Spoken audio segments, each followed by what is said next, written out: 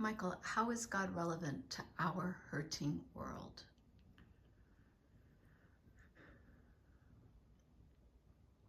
Well, God created the world, and He knows everything about our world, and He knows everything about us. And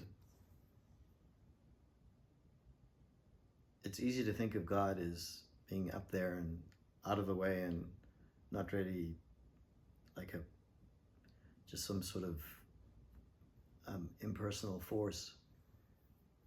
But He's a person, and He is love. And because He is love, He's deeply concerned about the pain and the suffering in this world. So much so that the Bible says God has a son. His name is Jesus. And it says that Jesus became a man and lived amongst us. And He died for us. Can you imagine God dying for us? And He did so because He wanted us to know that He deeply identifies with our pain and suffering. Jesus went through tremendous suffering, tremendous pain, tremendous rejection, tremendous hurt. Everything that you've felt and everything that you've gone through, God Himself has felt and gone through. And because He can identify with that, and He knows what you're going through, and He is love, it's very hopeful, because we know that there's someone outside of our world, outside of our situation.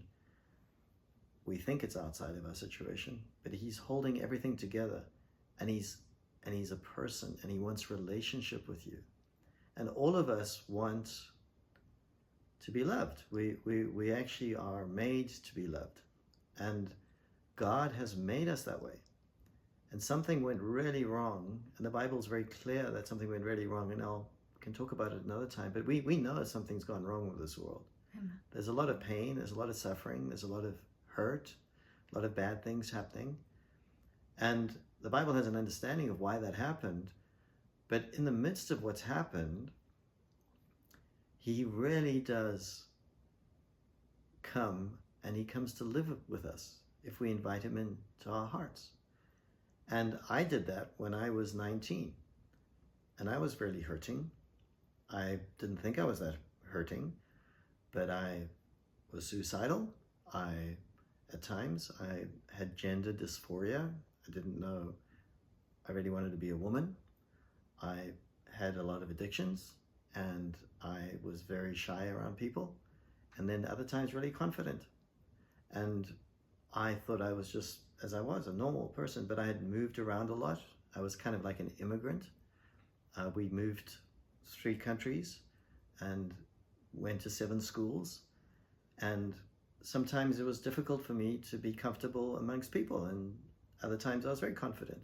And in the midst of all the things, and sometimes, bad things can happen to us. I was sexually molested when I was young and called disgusting. And so then you have an idea that something's wrong with you. But God, in the midst of all that pain and stuff, suddenly He comes into us. I just said, would you like to receive Jesus? I didn't know anything about it.